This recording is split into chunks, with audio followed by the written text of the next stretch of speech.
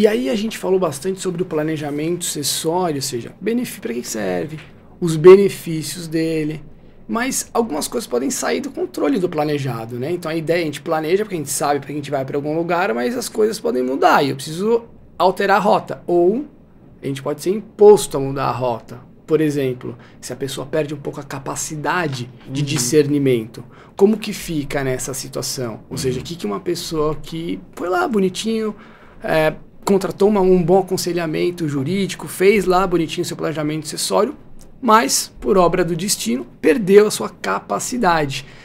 Como é que fica nesse sentido? Essa pessoa ela pode ter...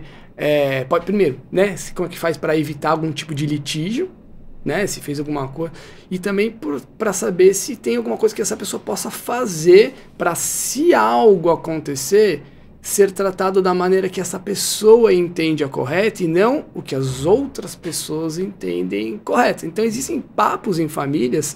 Na minha família, por exemplo, meu pai falou, olha, se acontecer alguma coisa comigo, eu gostaria de ser tratado desta maneira. Não tem nada por escrito. Ele me falou isso. Entende? Então, eu sei como meu pai gostaria de ser tratado. Agora, existe alguma coisa que possa ser formalizado e válido juridicamente?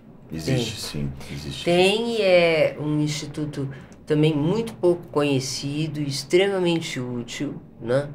Que se chamam Diretivas Antecipadas da Vontade. Também bonito. No popular, né? Se fala em testamento vital, testamento em vida, tá. né? Mas não é um testamento em vida, né? A pessoa antes, né, quando está com discernimento, quando sabe o que vai querer, quem vai cuidar dessa pessoa, do patrimônio dessa pessoa, quem vai cuidar da pessoa, quais vão ser os médicos, Perfeito. quais vão ser os hospitais da sua preferência, se tem algum médico que vai coordenar equipe de outros médicos, muitas vezes as pessoas têm um médico da sua confiança, né? Se é o filho A ou o filho B que vai gerir esse patrimônio, ou se é o cônjuge ou o companheiro que vai gerir esse patrimônio, né? Por sinal, o cônjuge e o companheiro estão ali primeiros na ordem legal, né? Tá. Mas por meio dessa diretiva antecipada de vontade, você pode mudar tudo.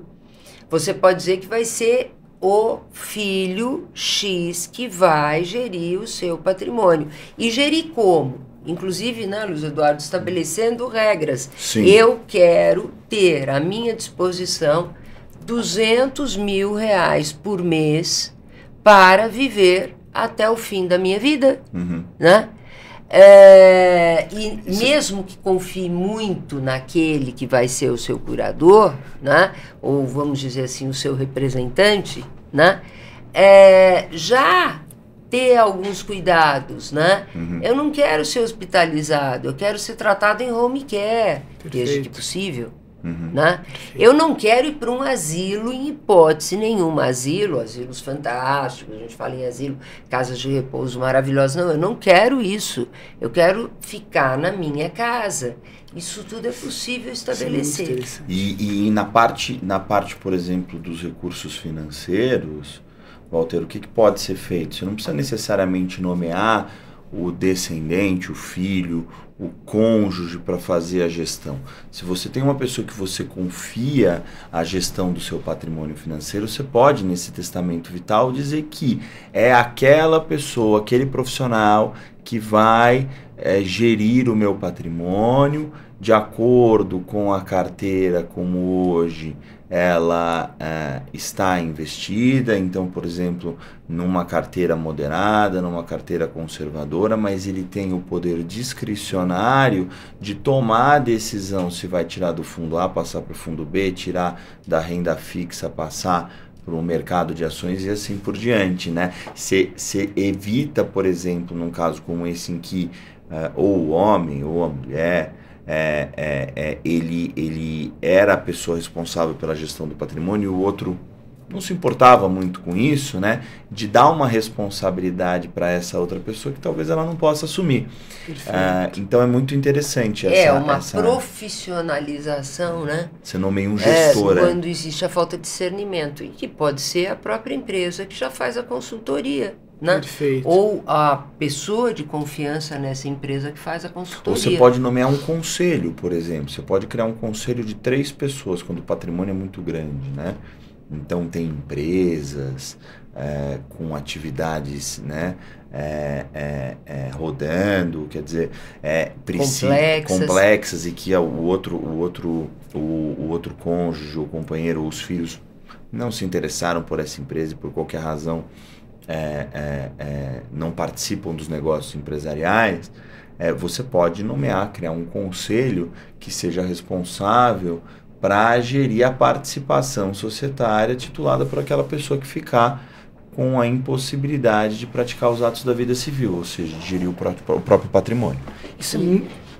E uma gerência que não precisa ser livre, né? Ela pode ter limites, como eu estava comentando no exemplo que eu dei. Né, já pode ser limitada na diretiva antecipada de vontade. Isso é muito legal. Eu acho que, eu não sei se muitas pessoas sabem disso ou procuram vocês para fazer esse testamento vital, mas olhando assim as famílias que a gente atende, eu acho muito importante, mesmo que não use, mas para que você saiba, se sinta confortável. Acho que a palavra confortável é muito importante.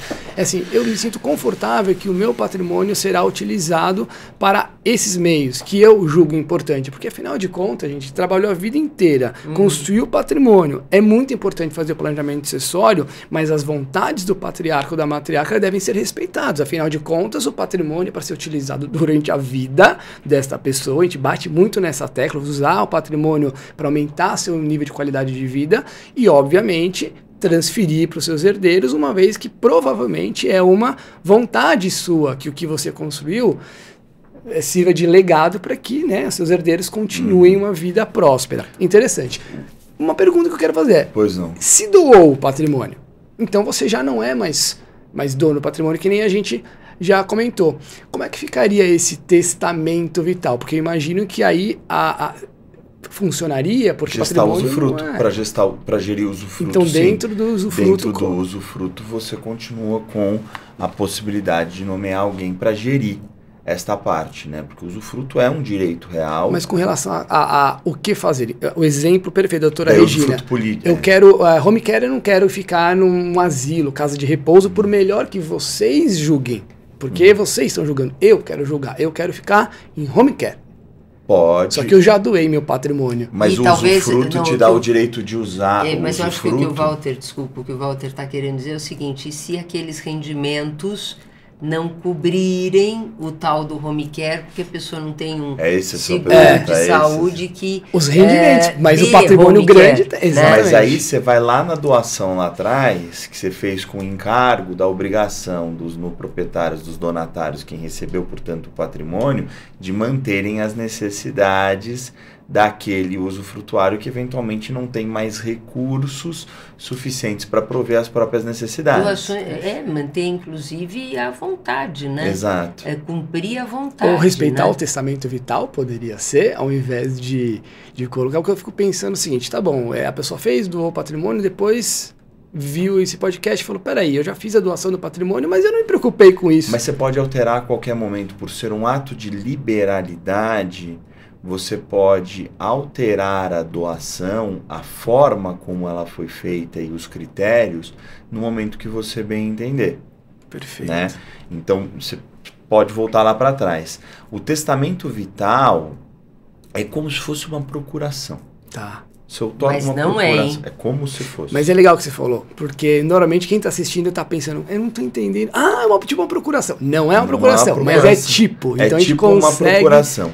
Procuração não resolve, hein? Não resolve. Tá. Porque uma coisa é uma procuração que você outorga para um banco, né? Mas quando você perde a capacidade, pela lei, aquela procuração já não vale perde a validade, ela deixa de existir. Perfeito. No plano jurídico, né? O testamento vital é exatamente para isso, é para que, na hipótese de incapacidade, a pessoa possa ter ali definido como que você vai gerir o patrimônio. E eu acho que é tão importante o testamento vital por um aspecto que a gente ainda não comentou.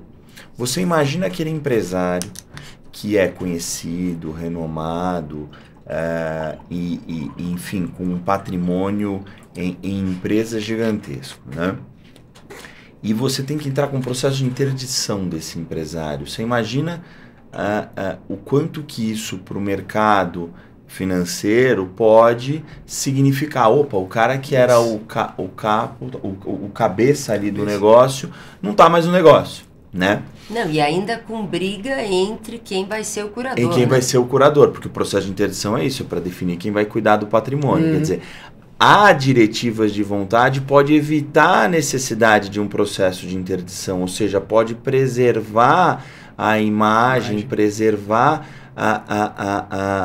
as pessoas da família dentro do seio familiar sem nenhuma exposição judicial. E mesmo que não evite, sem exposição, porque já está ali escolhida a pessoa do curador. Né? Exato, exato.